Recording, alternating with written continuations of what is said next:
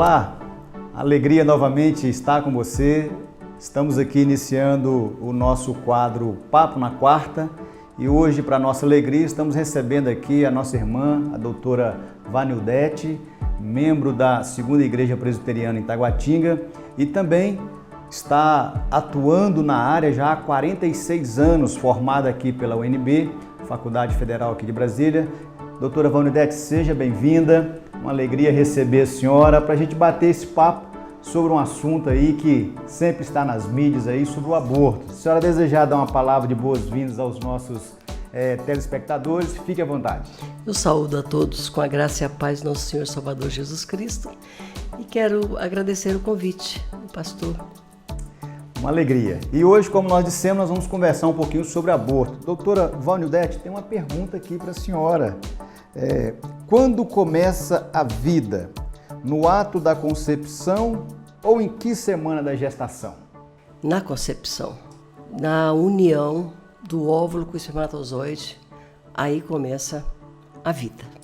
Ok, então na concepção, ali então já tem uma vida. Sim, porque as características do pai e da mãe, né, sai do óvulo as da mãe e sai do espermatozoide as do pai, junto e formam um novo ser. Então ali é a concepção. E inclusive a própria Bíblia nos dá essa visão de que a vida começa na concepção e a nossa Constituição Federal também pontua isso, né, que a vida começa na concepção. Ok. Obrigado, doutora Vanildete. A gente tem uma outra pergunta aqui para a senhora nos ajudar a entender um pouquinho mais. O ser que está sendo gerado no ventre da mãe é uma vida ou um componente do corpo dela?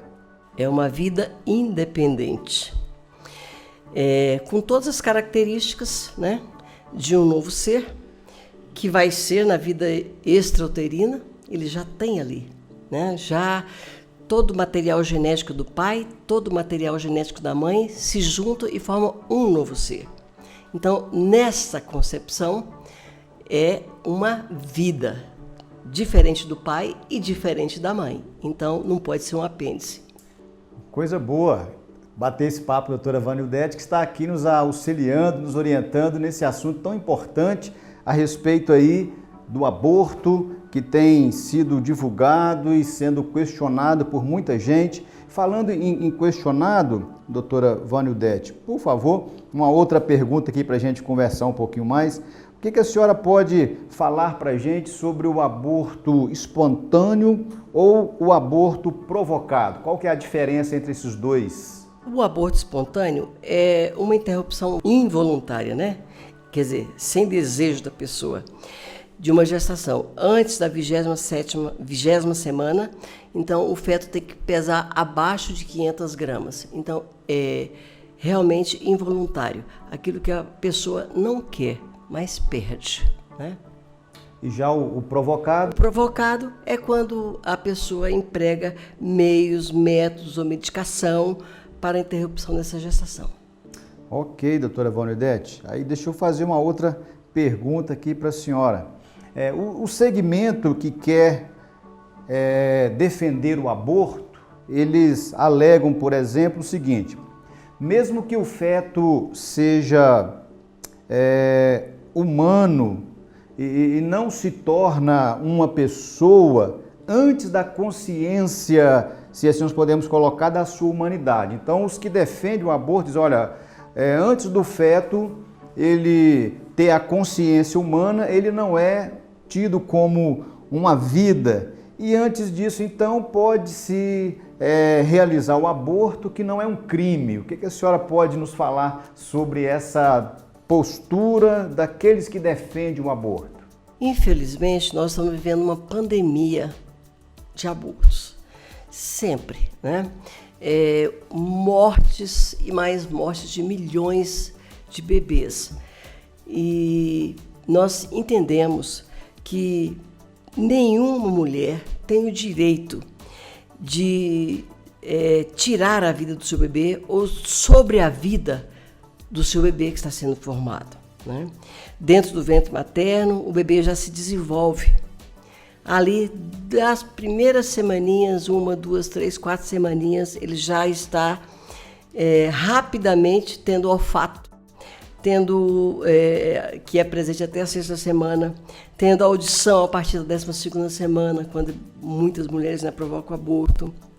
Ouve o coração da mãe nessa idade, né? O coração da mãe bater, sua voz, os ruídos, as músicas. Então é bom até a gente cantar para o bebê, porque ele escuta, né? Vai ficar mais calminho. Aliás, era uma coisa boa que eu fazia com os meus filhos, né?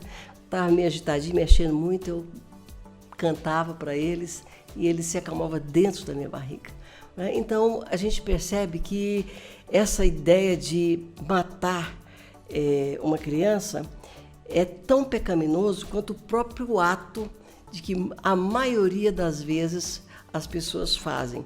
Porque, na verdade, a maioria dos abortos, a gente pode dizer que 99%, depois podemos ver os casos que a lei sanciona, né? Mas a maioria é por pecado oculto, né? Que não quer ser revelado, e a prostituição, adultério, pecados que as pessoas não querem que venham à tona, então eles procuram tirar a vida de um bebê para encobrir o seu pecado. Então cometem um pecado muito maior quando fazem esse tipo de situação, né? Porque é um pecado muito maior do que o próprio adultério. Porque o adultério, filho do adulterino, né? Ele pode ser uma grande bênção. A gente tem visto muito isso, né? Pessoas que foram fruto de adultério, que foram grandemente usadas nas mãos de Deus depois, né? Então, já pensou se fosse abortado? Então, não há justificativa. Infelizmente, nós estamos vendo os grupos feministas, né? E direitos, mas direitos só da mulher e quem defende o inocente, né? Então, nós, como cristãos, precisamos ser essa voz que vai defender esses inocentes que não têm voz ainda, né? Ok, doutora Vanildete. Dentro dessa fala da senhora, a senhora apontou aí a respeito de que a lei ampara o caso de abortos em algumas situações. Dentre as situações que a lei ampara, só para que os nossos telespectadores possam ter uma ciência melhor, a senhora pode pontuar alguma coisa para a gente, por favor? Posso sim. No Código Penal, no artigo 124 a 126, né, permite gravidez, que seja abortada gravidez até 22 semanas ou 500 gramas, né, em caso de estupro. É o primeiro caso que a lei permite. Infelizmente, é um erro tentando corrigir um outro erro, né? E eu já tive a oportunidade de aconselhar esse tipo de coisa na minha vida, em pacientes que chegaram para mim: doutora, eu fui vítima de estupro, queria que a senhora me conduzisse para fazer um aborto legal. E eu aconselhei e ela realmente mudou de opinião. Depois de algum tempo, um ano e pouco, 2 anos depois, que o bebê já estava grandinho, ela foi lá me agradecer. Doutora, muito obrigada, meu filho é lindo, é uma bênção na minha vida, é meu companheiro. Não é? Então a gente vê a mudança, que realmente não tem essa necessidade, mesmo que a lei permita, né? A lei permite, mas nem sempre o que é permitido por lei é legal para nós cristãos, né? Então tudo aquilo que não vai de acordo com a palavra de Deus, a gente precisa colocar em primeiro lugar a palavra de Deus, né? O outro caso é para salvar a mãe, né? Em caso de risco de morte, né? Então, mães com algum problema cardíaco grave, né? Alguma coisa assim seríssima que está em risco a vida dela por causa de uma gestação, é permitido. E nesse caso, a gente poderia entender que muitas dessas mulheres não precisariam abortar. Digamos, 99,9%, para não dizer 100%, não precisariam de abortar. Porque hoje, graças a Deus, a medicina evoluiu tanto que nós temos a questão das mulheres de alto risco sendo acompanhadas por um grupo de especialistas, né? E que vai amadurecer o pulmão do bebê antes da hora, vai tirar o bebê antes da hora, para que essa mãe não sofra, não é? E não morra. Então, hoje, a medicina evoluiu tanto que, para mim, esse aqui é um caso que desnecessário, porque todos os casos que, inclusive mães que optaram por ter os seus filhos, mesmo com risco de vida mais antigamente, elas conseguiram sobreviver. Então, eu acho que desnecessário nós, como cristãos, ficarmos preocupados. Tem algum de alto risco? Vai direto para alto risco, né? Vai ser tratada e vai ser acompanhada por pessoas, médicos eficientes, capazes de acompanhar essa evolução de gravidez e interromper quando necessário. E amadurece o pulmão do bebê aos poucos, até que tira na hora certa, mesmo com um baixo peso ou com alguma dificuldade. Ok, doutora. E ainda tem mais um caso. Ah, sim. Eu ia perguntar à senhora esse terceiro caso. Esse terceiro caso foi uma portaria de 2020 do Ministério da Saúde que permite o caso de anencefalia. O que é anencefalia? É bebê sem cérebro. Então, realmente é um caso que não vai sobreviver. Esse aqui já é um caso que a gente tem que pensar mesmo. Depois de constatado direitinho, por várias ecografias, né? Esse bebê não sobrevive, porque ele não tem cérebro, ele não vai ter comando nenhum no corpo para deglutir, para andar, para nada, vai ser um ser vegetativo. Então, nesse caso, realmente, ele não tem raciocínio nenhum, entendeu? Então, aí, se vai fazer uma antecipação de parto, nesse caso. Quase sempre se faz uma antecipação de parto. Nós estamos aqui batendo um papo com a doutora Vanildete, nossa irmã em Cristo. A doutora Vanildete já tem 46 anos de profissão, ela é ginecologista e obstetra, e razão pela qual nós a convidamos para bater esse papo aqui sobre esse tema. Doutora Vanildete, já estamos caminhando para o final do nosso bloco aqui. A senhora tem alguma palavra para dar para alguma mulher que porventura já praticou aborto, ou de alguém que porventura vem assistir o nosso vídeo, está pensando em praticar o aborto? Qual que é a palavra que a senhora tem para essa mulher? Quem já praticou é pedir perdão a Deus, porque Deus é quem perdoa pecados. Então eu creio que quem já praticou, se tiver algum problema psicológico, deve ser tratada, mas acima de tudo lembrar que Deus é quem perdoa os nossos pecados. E de uma maneira ou de outra, todos nós somos pecadores e precisamos da misericórdia de Deus. Então, peça perdão. E quem está pensando, não faça isso. Porque é um pecado que nós estamos cometendo contra a vida. Não é? Não é contra qualquer coisa que a gente poderia aliviar depois, não é? Mas é contra a vida. E então, nós vemos que os motivos hoje em dia são desnecessários, são pequenos em relação à questão da vida. É melhor preservar a nossa vida, não é? O que fazer quando é preciso decidir entre a vida da mãe e do feto? Essa é a pergunta que eu já tenho uma leve adiantada aqui na questão de salvar a vida da mãe ou salvar a vida do feto, não é? Ou salvar as duas. Hoje em dia nós temos um adiantamento na medicina tão grande que hoje são raros esses casos. Então a gente fica muito mais tranquilo. Quem está pensando por algum problema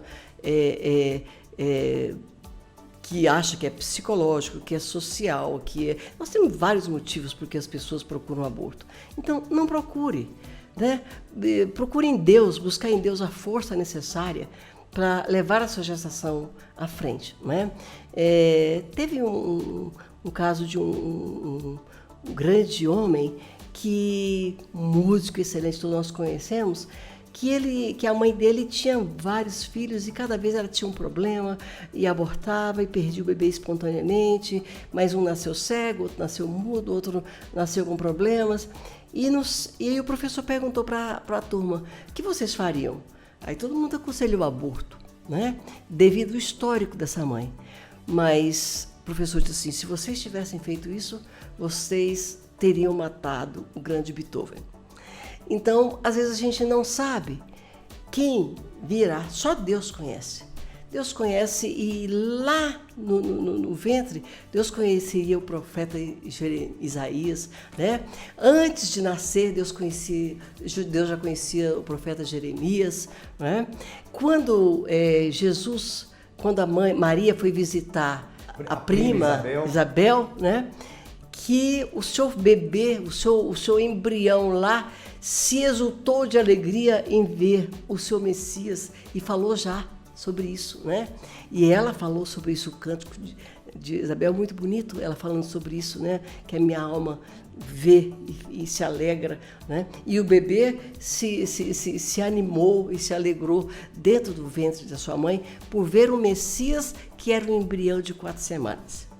Então, como é maravilhoso a gente ver Deus trabalhando, né, nas nossas vidas, e muitas mulheres podem ser certamente dissuadidas de qualquer tipo de aborto, e aquelas que já fizeram que se arrependam, e Deus perdoa.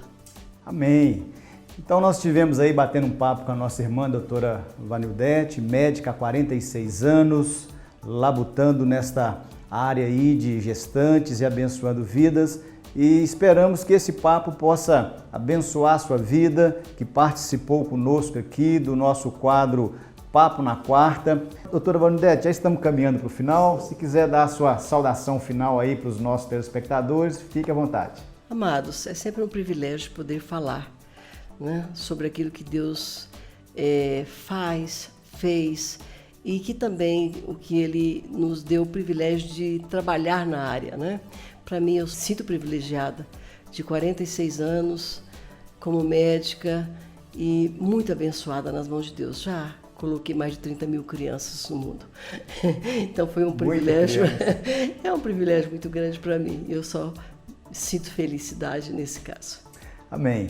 Foi uma alegria ter a senhora participando conosco aqui. Que Deus a abençoe grandemente, abençoe toda a sua família. E é você também que participou conosco, que Deus abençoe a sua vida. Tendo a oportunidade, faça uma visita aqui na 4ª Igreja Presbiteriana em Taguatinga. Se não for aqui da região, quando você assistir esse vídeo, acesse os nossos canais e participe aí da vida da nossa igreja, mesmo à distante. Que Deus abençoe a sua vida, e daqui a alguns dias vamos estar novamente postando mais um quadro do nosso Papo na Quarta. Deus abençoe, um forte abraço e fiquem todos na paz de Cristo. Doutora Vanildete, mais uma vez, a nossa gratidão por ter aceito o nosso convite. Deus abençoe grandemente a senhora.